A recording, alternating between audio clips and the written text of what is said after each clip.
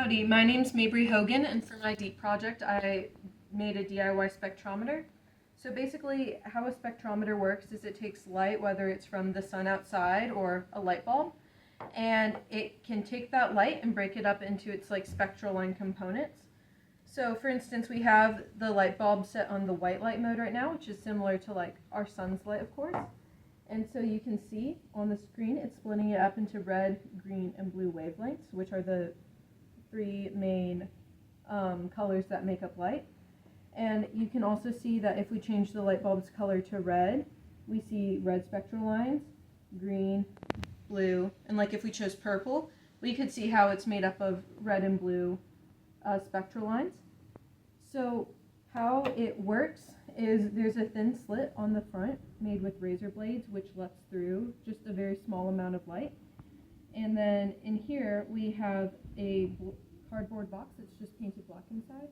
And there's diffraction grating that's over the front of this web camera. And you can also use a CD or something like that too and take the spectral grating off of the CD and it would still work. And then I wrote a program that can analyze the spectral lines and graph them. So we just have it set on the white light mode right now. So we can just click R and then you can choose your region of interest or ROI. Then you can click this. And then it generates a graph for you. And so what the graph is showing is the intensity of it in pixel units on the left, and then on the bottom it's the length of the region of interest, also in pixels. And it shows the distribution of red, green, and blue light across the image taken.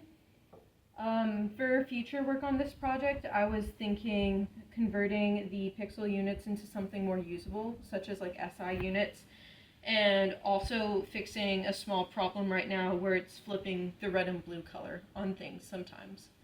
But other than that, yeah, that's my DEEP project.